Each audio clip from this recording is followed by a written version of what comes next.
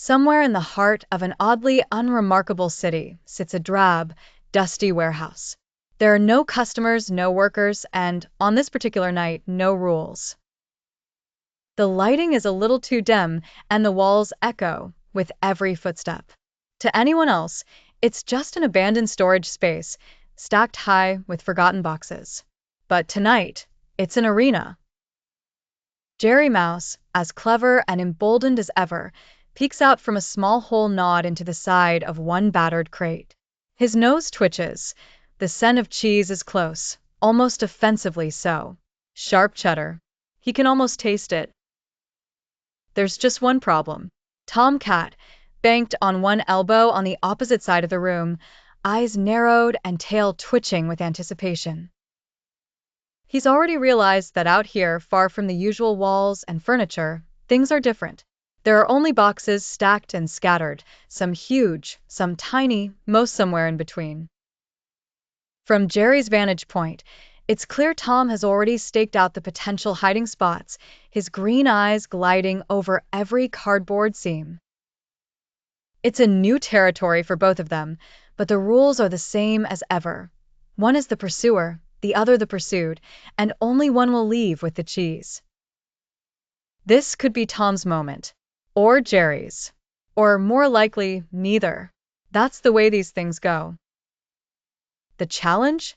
A blocky, labyrinthine maze, built entirely out of cardboard boxes, stretches across the warehouse floor, a rat's nest of corridors, dead ends, and pop-out doors. Somewhere at its very heart sits the prize, a golden block of cheese, positioned so that beams of light streaming through a distant window shine upon it with theatrical drama. The coast seems clear, at least for now. Jerry darts forward, his approach a silence broken only by the very softest scrunching of cardboard underfoot.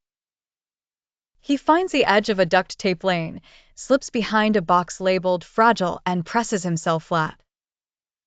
He's done things like this before, but the maze is different. The walls are flimsy, the angles deceptive.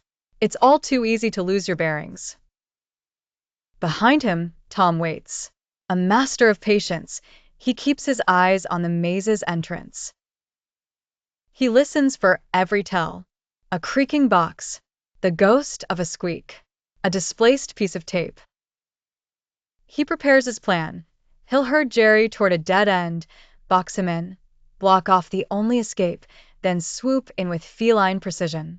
The cheese is as good as his. But Jerry's mind works in tangents. He nudges the fragile box. It tips, thuds against another, creating a domino of shifting cardboard. The maze itself shudders and rearranges just a little, opening unexpected paths and closing others. In the blink of an eye, the map has already changed. Surprised, Tom leaps upright. He scrambles around the shifting boxes, nearly tripping over his own tail. His whiskers bristle with annoyance, and he carefully nudges the fallen boxes back in place. He likes to control the battlefield, after all. But it's already too late. Jerry's gained ground. So begins the chase. Jerry darts between boxes, takes a sharp left, and disappears through a crumpled flap. All the while, Tom is in hot pursuit. He lunges, claws out, only to crash headfirst into a false wall, his paw sticking through a weak spot, fingers wiggling helplessly as he tries to free himself. Jerry, amused, snickers quietly from within a nearby kitchen appliances box before slipping deeper into the maze. The structure itself isn't stable. Each step, each miscalculation, creates a mini avalanche, flaps folding, walls caving. Tom quickly realizes that brute force won't work here. He needs finesse.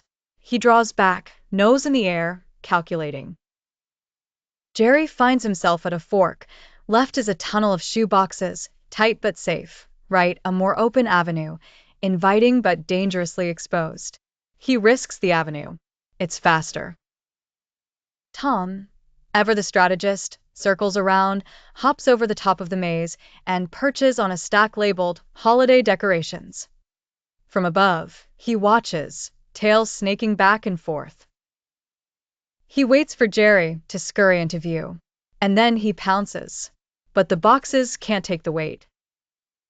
With a rip and a crash, Tom plunges straight through the stack, tumbling layer by layer in a loud, echoing cascade. When the dust settles, he's buried up to his neck, only his eyes visible amid a pile of crushed cardboard. At the sound, Jerry pops his head out, rolls his eyes, and sighs with relief, or maybe irritation. Tom is always dramatic.